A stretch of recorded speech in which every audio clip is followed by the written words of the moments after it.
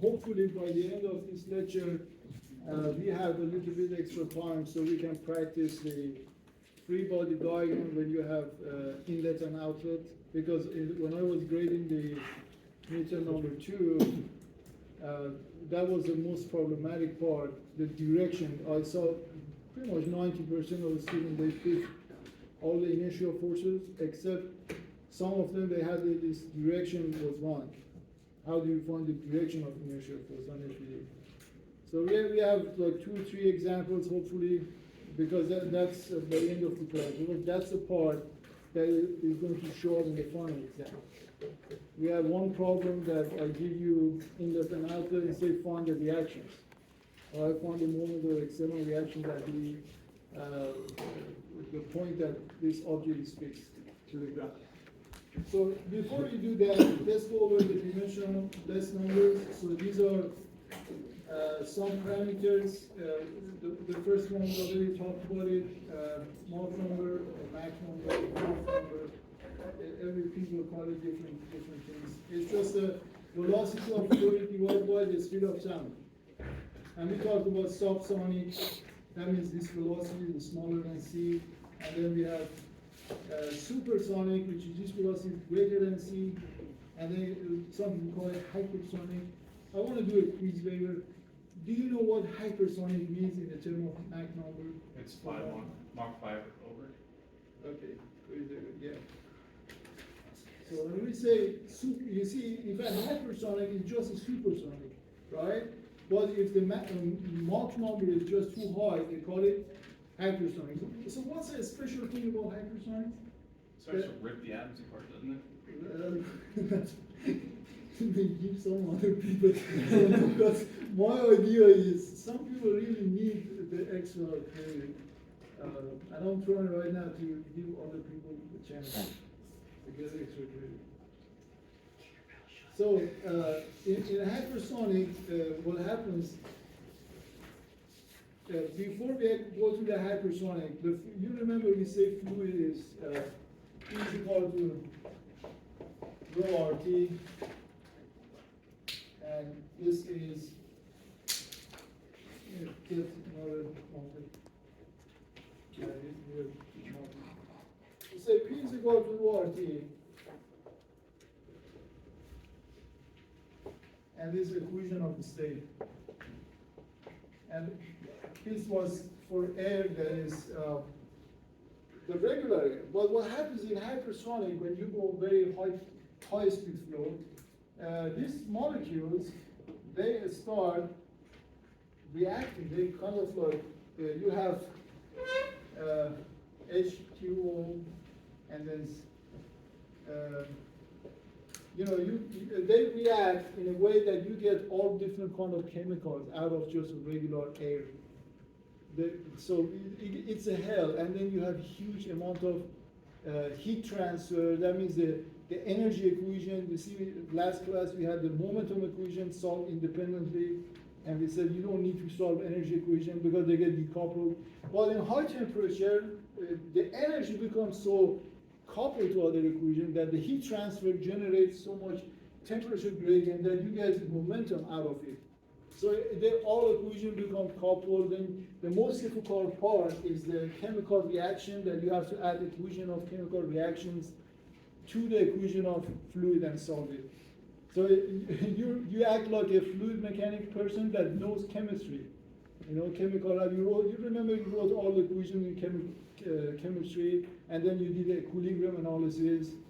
Number of atoms should be equal. You add those equations also to the Navier-Stokes. It's just a hell. And but when you do that, you see very weird thing happens, and they happen for a reason. So that's the thing about hypersonic. The fluid is no longer, you can't say this, because the fluid acts like a actual reactive material. The air acts like a reactive material. So that's the challenge about that. So this thing was Mach number, and then Reynolds number is just simply the inertial force over viscous force. In fact, I would say Reynolds number is probably one simple, most important parameter fluid mechanics. It's not Mach number, it's Reynolds number. It's most frequently because you always have, regardless of if you go hypersonic, supersonic, subsonic, you always have viscosity involved somehow, right? So the ratio of inertial flow to viscous flow, and then we have the fluid number, the Euler number. This usually happens with shallow water regions. Those people who do environmental. How many of you guys want to do environmental? Civil engineering environmental? This is pretty good, right? You see this fluid number in shallow water, in something called shallow water region.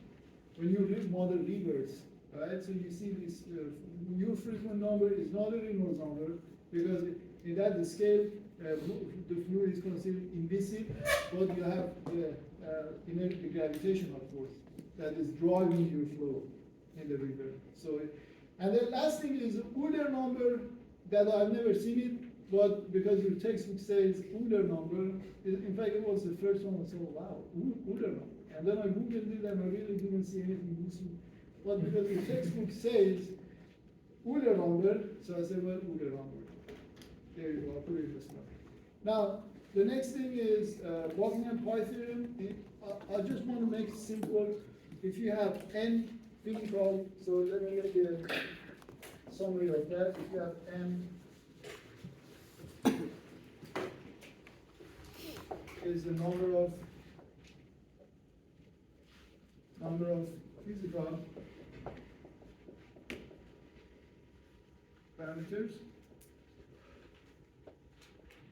Example like P, pressure, force, density, viscosity, and so on.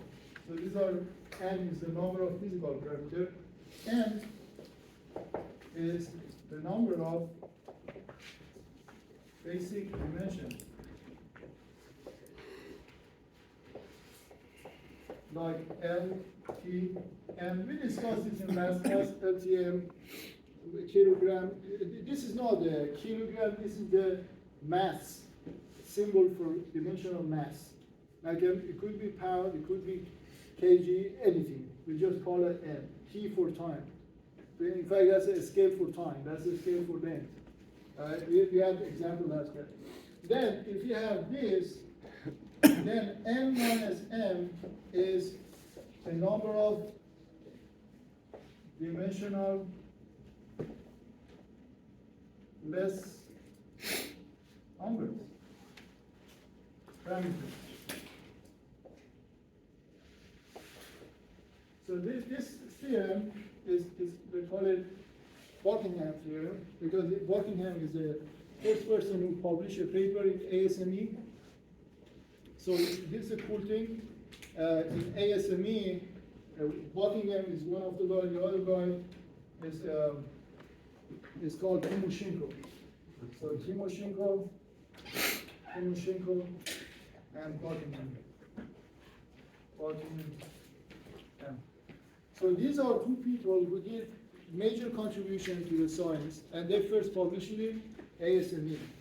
Because everything we have in mechanical engineering, chemical engineering, they don't come from usually the societies like ASME or AIAA.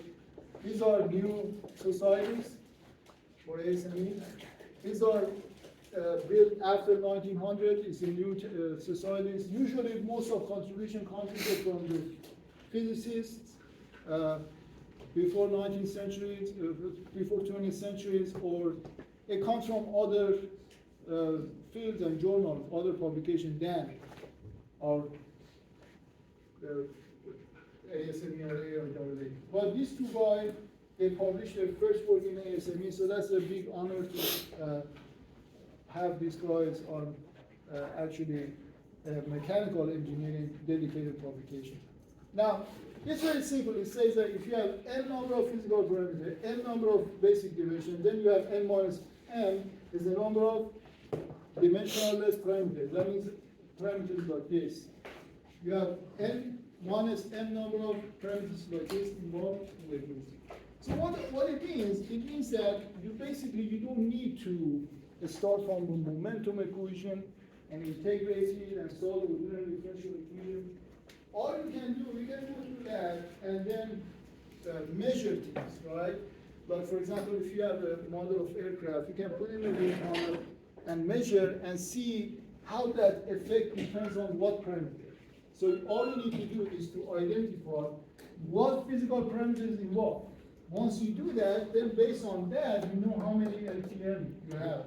And then based on that, you know how many dimensional less parameters you have, right? And then after you have that, you can create a function of all these dimensional less parameters. For example, Reynolds number, Mach number, fluid number, Euler number, whatever, and say my flow is described by that experimentally, right? So you can make chart based on this parameter and express your fluid based on this instead of doing the Navier stuff. So this is a totally different approach. They call it experimental approach. You don't solve any equation, but the end result you get, you classify your fluid based on this data, and you get a bunch of charted database like this. So it's a variation of, for example, force versus Mach number.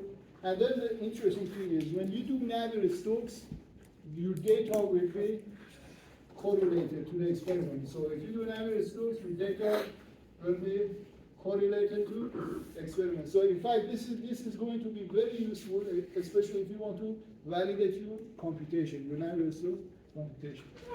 So that's it, the first example. It says we have a pipe here, and this fluid goes through this pipe, and its viscous, then the velocity at the wall are 0, and then you have a center core velocity that is higher than the wall. And say experimentally we realize that the flow is a function of the density and is a function of viscosity, and along velocity v, and the pipe diameter d. Now it says find the dimensionless numbers. So here, in this case, how many physical parameters do you have? Let's put it here. How many physical parameters? 4. So if I read the question, say, it's a function of rho. You see that rho is 1, mu, v, and d. So right here, rho, velocity, mu. So this is how many basic dimensions do I have? Now, if I go to my first chart, this is what I give you the appendix if I give you the final exam. This chart is your last page in your final exam. So you can see for density, what do I have for density? The dimension of the density is ml.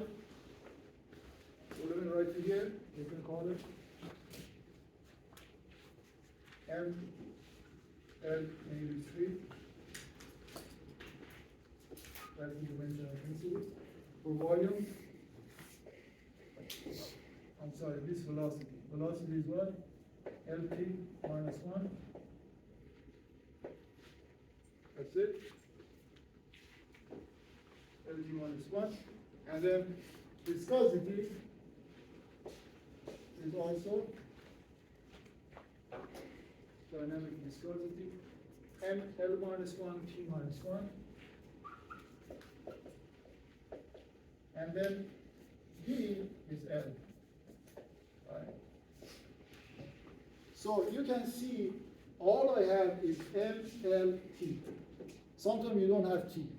Right? But here I have all of them. So M, L, T. How many do I have? 3. So according to the Buckingham pi theorem, 4 minus 3, 1 dimensional less number. And what is that dimensional less number? How do I find it?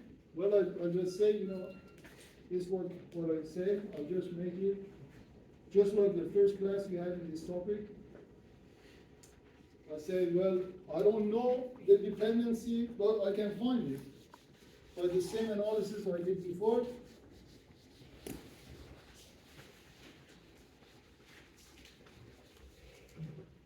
So this one of those pi, sometimes you have call it pi I. Sometimes you have pi 1, pi 2, pi 3, and so on. But here, you see this goes to pi n minus n, right? But look, what's my n minus n in this case? 1. So you only have pi 1. So you have one pi 1. And pi 1, each one of those pi in fact, originally meant product. Because your total relationship for fluid is the product of all pi I. You see, it's like product symbol. Pi 1 times pi 2 times pi 3 and so on. But here we only have one pi, because n minus m is 1, right? So pi 1 is a function of all the physical quantity, right? Rho, v, mu, E, and so on. Here I only have 4. But I don't know what functionality. Is it the square root of velocity? Is it the third power of velocity? I don't really know. So that's the reason I put unknown quantity. So every time you make a pi group, you just list all your physical dimensions like that. You see that? And then you just assign some unknown power to each one of them. For example, here, he put A, B, C, right? Because you have only 3 basic physical dimensions. So based on that, you have A, B, C. And you drop D. Why? Because look, the dimension in D is what? The dimension in D is L, right? Unit length. It's repeated. This is a repeated dimension. So even though you have 3 unknowns A, B, C, Y, because you have 3 dimension, you want to make sure that you derive the one that is repeated. For example, I can remove the power of the viscosity. Why? Because in viscosity we have a T, right? And if I drop that, I have to either put the unknown power on V, which I'll be good, and then put it on T. Otherwise, if I drop both of these for T, I'm going to get rid of T in the system of equation, which makes it unknown solution. So that's not a good idea to do that. So make sure you drop one variable that is repeated.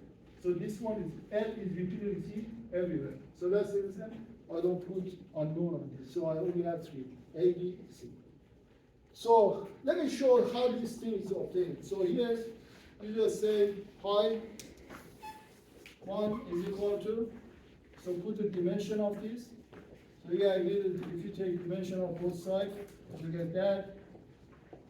If you take dimension of that, dimension of pi 1 is what? 1 is equal to dimension of rho. You put m, L minus 1, minus 3, you go to 8 times velocity L3, Lt minus 1 T, and then viscosity M L minus 1 T minus 1 to C, and then finally onto L. So you get that equation. And from that equation, if you just rearrange that equation, you get this. M to the power n. So you get 1ma plus 1, right, times L negative 3a plus 3, and here minus c plus 1 times t to negative b, negative c is equal to 1, right? So how can you say this is equal to one if all of these are zero, right? If all of these are zero. A plus one is equal to zero, negative 3a plus b minus c plus one is equal to zero, and b minus b minus c is equal to zero. So you see how I did that? For each pi parameter, you just list your physical parameters, and then you assign some unknown coefficient based on the number of basic dimensions.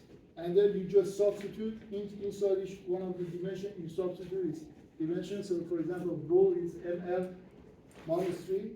So that's what I have here. For velocity, I have lt minus 1. To b, for viscosity, I have L minus 1, P minus 1, to C, and then times L. So because if I take dimension, this is dimensional less number according to Buckingham. This is, the dimension of this is 1, dimensional less. Then all of this should sum up to dimension 1. That means all the power should be 0. So from here is 1, you have M2A, right? Here, M2A. And one another m here. So m2a plus 1. And then for L, you have negative 3a here. And then you have 1 plus b right here. And then you have negative c right here. Right? And then plus 1. There you go. And finally, for T, you have negative b, and then you have negative c, and then nothing else. That's all you have. So if you solve this system of equation, what do you find? Yes? I just had a question about why is it m to the a plus 1 rather than m to the c, a plus c? Because there's a c multiplying. Oh, I'm sorry. M to a plus, this is m to c. I didn't see this. I'm sorry. Thank you very much. Do you have a quiz waiver before? Yeah, you Yeah. can add the last one I had. Yeah, you have one more quiz waiver. My goal is today, hopefully, have opportunity for other people to get quiz waivers. Same pattern also is in vector statics, but I have certain students, they always get quiz waivers, and I don't know how I can put a trick so everybody can participate in the same amount of time. If you can give me a feedback, how can I do that? I appreciate it. So next semester, what kind of a scheme should I use so everybody has same equal opportunity? Maybe some kind of extra credit assignment that you give like a week to do, Yeah. or something like that, maybe. Well, I did that the second semester, and then I realized people are using other people's submission, and I called them to my office and I said, can you do that? And he couldn't do that. He submitted the right answer, but he couldn't do it in my office. So I said, no, let's just do it in class, make sure that they can do it. Maybe just kind of have some pre-thought up questions based on the lecture. Yeah, and then based next on- class, you, Like based on the number of rows. Yeah. and Come up to like each individual row. I mean, it would kind of narrow it Right. down right, to where other people could. right. Yeah, I appreciate if in the course feedback, we have a course feedback, to write your opinion, how we can extend this equal opportunity for everybody, instead of just because some people are faster, that doesn't mean they're smarter. They're just, the way they are wired is they work faster than the others. But the others, they may be, I don't know, maybe smarter, who knows? But they take more time. So how can we just make this opportunity equal for everybody, regardless if they're fast or slow? All right, now after you solve these equations, you get the answer to the problem. So let's see if I solve this equation. For that, you get A is equal to, add these two together, so you get, add these two equations together. So you get A minus B C cancel out, it's 0, so A is equal to D.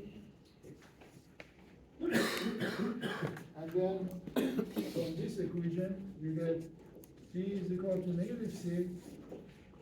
Then put this 2 into this equation, solve for A, negative 3A, plus D, for D, just A, minus C. So minus C is B, and B is equal to A, plus A, plus 1, right, is equal to 0. So 2A minus 3A minus A plus 1 is equal to 0, that means A is equal to 1. If A is equal to 1, from this equation, B is equal to 1, and from this equation, C is equal to negative 1. So that means the first pi, if I put it here, the first pi, or pi 1, which is my only pi here, is rho to A, rho to, what's my A? Yeah, 1, times the second B to A, B to B, and what's my B?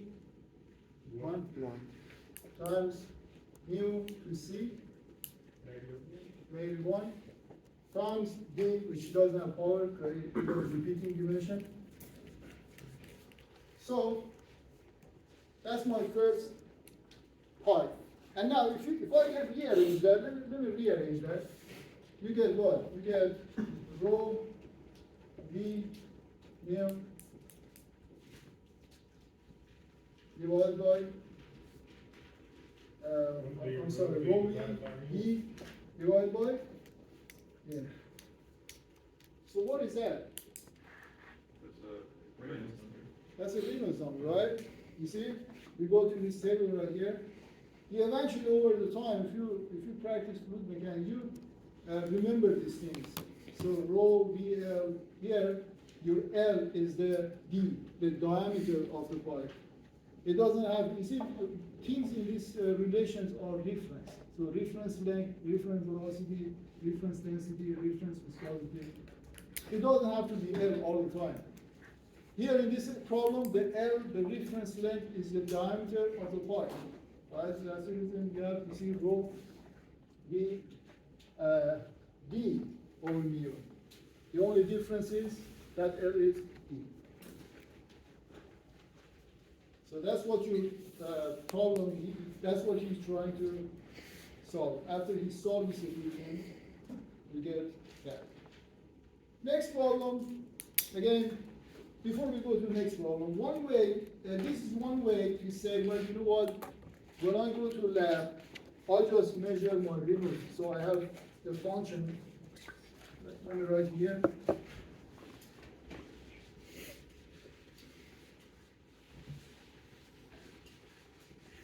For example, my flow is the function of my pi, pi1. I only have one pi. If you have several, you have pi1, pi2, pi3. In this case, pi1. So it's a function of, what's my pi1? Rho VD over mu. That means if I go to lab and I create this pi, I exactly know what to measure, what to change. So you change the Reynolds number. So I just sweep over Reynolds number. That's going to reduce number of test cases you do by a factor. So if it happens, if you increase the velocity by 2, right? That means if you increase velocity by 2, look, you have rho 2v, v over mu. That means that has the same effect that if you create this pi with twice dimensions. Right? Look, if you put 2D, what do you get? Rho V times 2D. Because in functionality, depending on Reynolds number, you see the same value. These are the same. That means if you, instead of adding more speed to the wind tunnel, twice the speed, which is sometimes impossible, you could make your pipe twice larger, and then have exact same Reynolds number, the same effect on the flow. So this parameter can help you what model you build and how many tests you do in order to exactly quantify your setup. What's the other approach? Instead of going to lab, what can we do? Computer modeling? Computer model. That means you can model this. Let's say I want to model this roughness on the surface of this pipe, right? And let's say you create a supercomputer model of that you model all those roughness, direct simulation, and you go to computer lab instead of fluid lab, and you run your code, and it takes probably 1 month to finish. Typical, 1 month. And then after that, the data you get is just too messy. How do you organize your data? Based on what parameter? Reynolds number. It helps you to organize your stuff based on something that is simplest. So you see the entire flow depends on one parameter. So you can make one-dimensional charts. So everything will be a function of Reynolds number. That's the advantage, yes. How do you make sure that you don't make a mistake before you put your code up for a month? Good question. In fact, that's one of the things that everybody does before they actually stream 1 month. They solve simple problem, like instead of the actual problem like this, they only consider a small part and they run it for the different boundary condition because it's a range of velocity in level. And they make sure that the code will converge, you don't get NaN, this is not NaN, not a number. And it happens when you divide by 0 or something is wrong, like a square root of -2. And you still do floating point, you don't do complex number. In that case, you get NaN. And then they make sure for simple case, they don't get NaN before they actually run it. But in the real world, even if they do simple cases, they always end up with spending a week and then the code will blow up. And that week is probably $1 million, the government money. You know how much money is spent on that? Why is $1 million? Can you tell me why? Costs a lot to build it. On top of that, Costs a lot to run it. what's the reason it costs a lot to run it? The power and all, you Power. gotta cool it, and then. Yeah, the power. and all the building. I wish I could say quiz but I can't. I'll keep talking, go. The power, it takes so much electricity, it's just ridiculous how much electricity it needs. All right, so next problem. Now here, you got the aircraft model. You see, aircraft model, you can say, well, you know what, pi is really not that hard to model with computer. But look, if you have roughness, yes, it is very hard. Because you have to generate that roughness. That's the project voice, how you can quantify the roughness. But when it comes to something like aircraft model, doing it experimentally is really cool. Rather than modeling all the geometry, running the solver, you can do that. You can do that. But doing it experimentally always helps. Why? Because first of all, we have something called 3D printing and additive manufacturing. And with the invent of this new technology, you can build this model really quick. It didn't make sense like 20 years ago. They had to manually build it, and they had to measure a lot of parameters. It's not all about like this distance. It's like sculpturing in 3D. You have to measure a lot of different parameters. Each wing has its own airfoil. But right now we have 3D printer. You can just rapidly prototype that, put in a wind tunnel, and then sweep over the velocity, change your Reynolds number, and see what you get. And then your data is more accurate than anything else, as long as you are a very reputable center for measurement. Because that's also very important.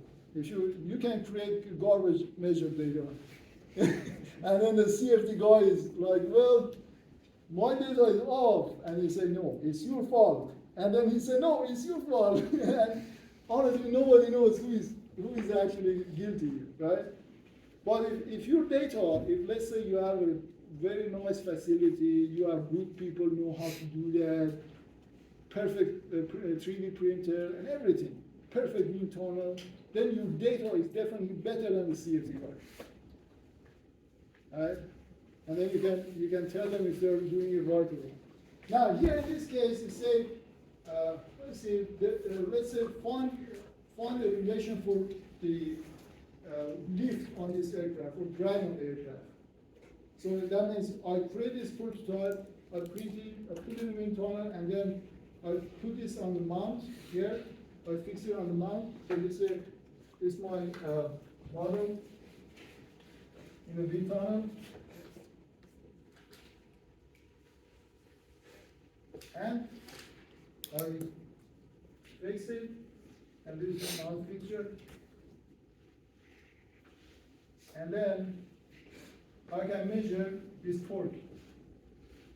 Right? I can measure it and then multiply by distance to see how much force, how much drag force and lift force. In fact, the force on the mount in general is like this. Let's go this way. So that's the F total.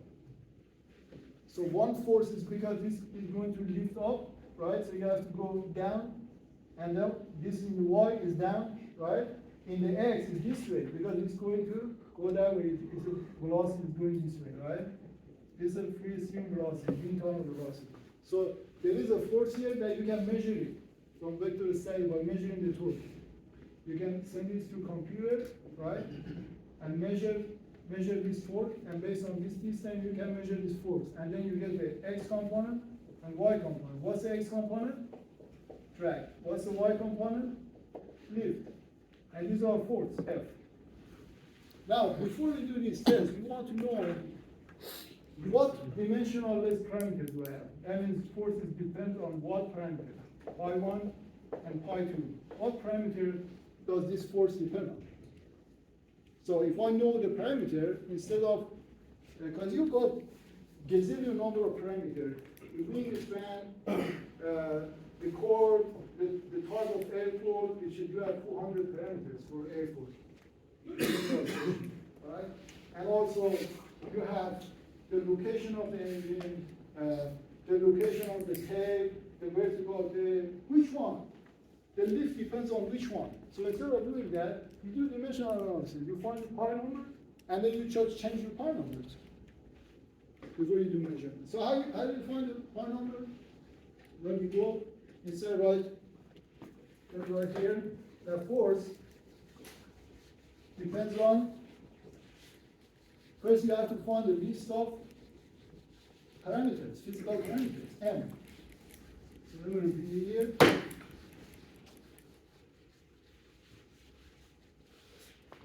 So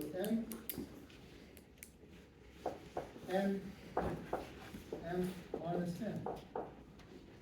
So the parameter, physical parameters you have is, you see that here, Ft, the force, drag force, and then it depends on density, viscosity, length, and velocity. Density, viscosity, E, and F. I just flipped. Yeah, I just flipped. D. Shouldn't that be N Top instead of M? Down below, because you're doing the. No, I'm sorry, yeah. N is, I'm sorry, who said that first? I thought it. Well, guys, you are the guy that already have Quizzer. That's, you know, I'm trying to find somebody who didn't have Quizzer. Physical quantity,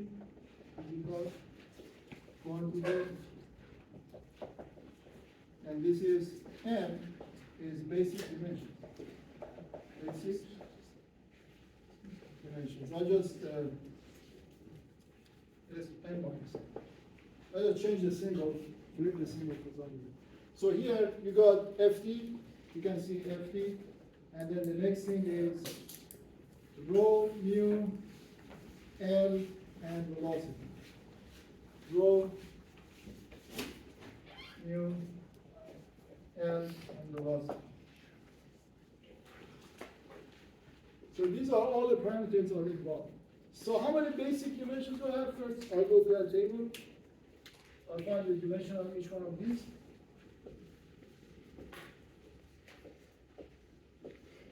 Go to the table.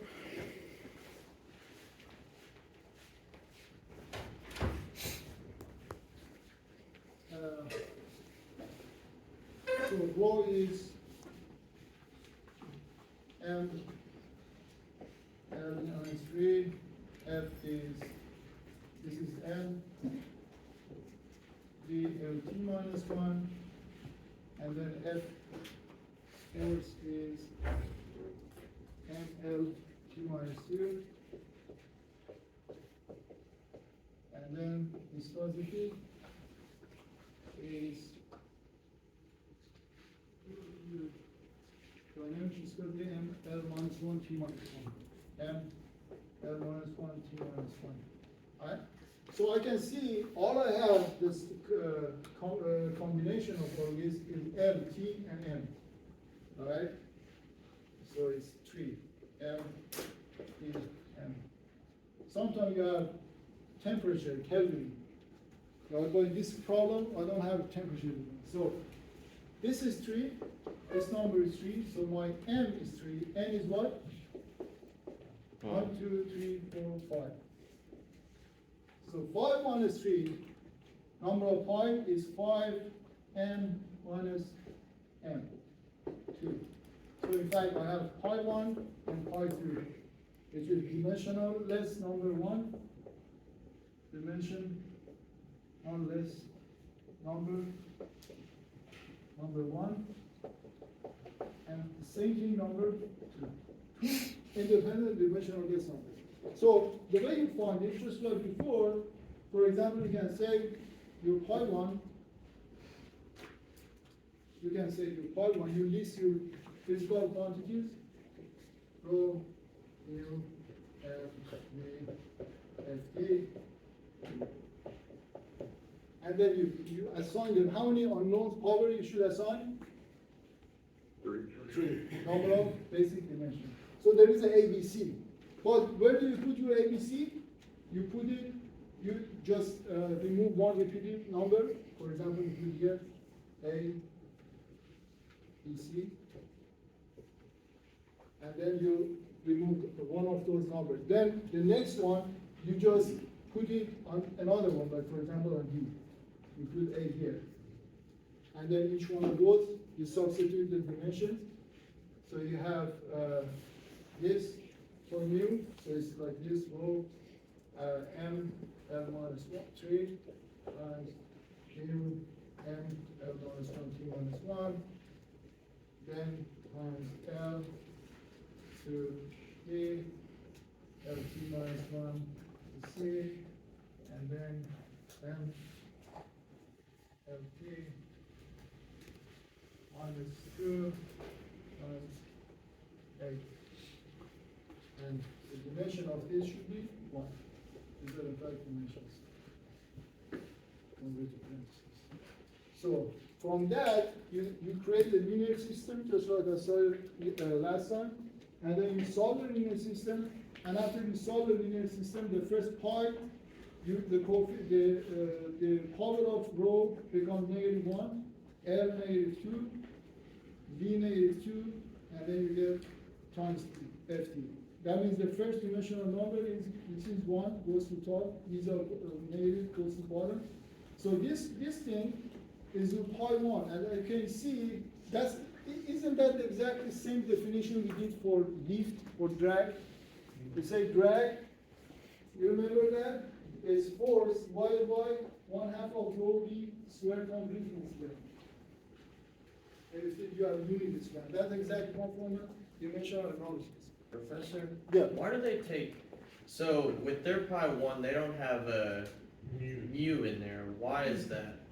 Because you can remove the repeated number. So you have mu, let's here, mu is what? Mu is ml minus 1, t minus 1, right? And now, look, don't you have the same thing in the ft? You see, M, L, T minus two. So these are repeated dimension. Now, if you include that, you get what? You get the other dimensional less number. Let me show it to you. If you include that and remove the T, well,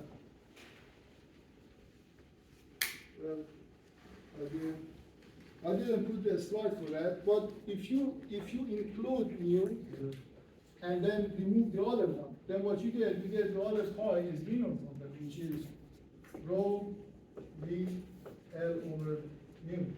So when you do something with, like this one has two dimensionless numbers. Then you would have to re- do you- twice. You do it Yeah. twice, would you have to remove one of the variables then? That has repeated That has parameter, repeated parameter.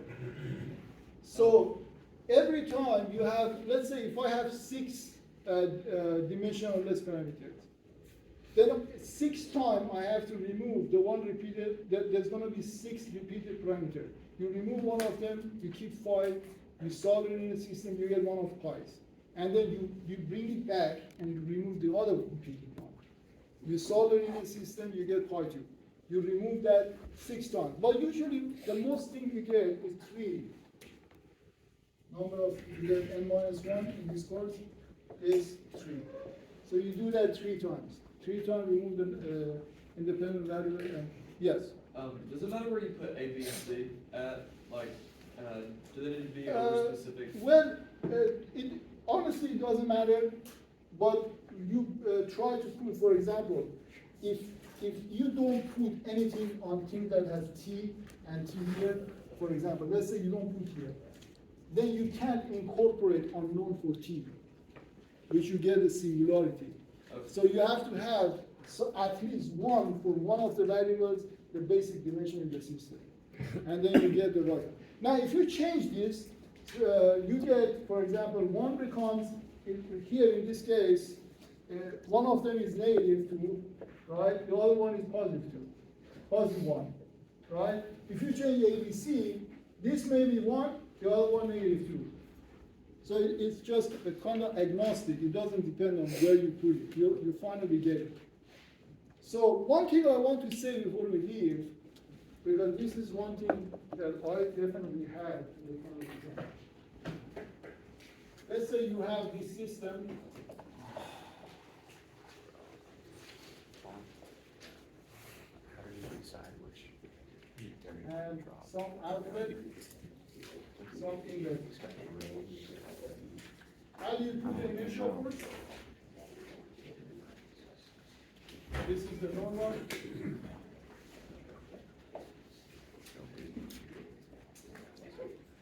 That's the normal, right? First one, define the actual direction.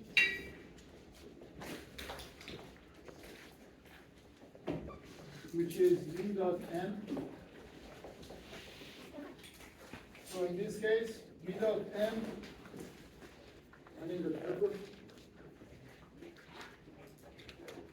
V dot n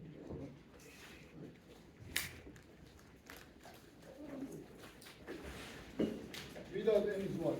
This v. This is the direction of v. Yes.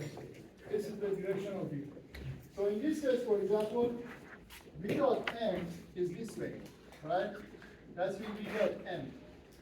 For here, v dot n is this way. For this, v dot n is this, what way? This way. Yeah. I'm sorry, this one, v dot n is this way. V dot n. Why? Here's the hardest part. Look, this is the positive direction, right? V dot n is also positive because both n and v is also positive. So v dot n is this way. But look, here, v is this way, n is this way. V dot n is what way? Is it this way? No, it's negative, so it's this way. You see that? It's called with respect to that, v dot n. What about that? N and v. So v dot n is what? Positive in this direction, right? Sorry. V dot n. And then step 2, reverse the direction. And put it on FPD. And put it on FPD. So that means when you put it on FPD, it's going to be this way. It's going to go this way, and this is going to go this way. So final F3, F3, this way.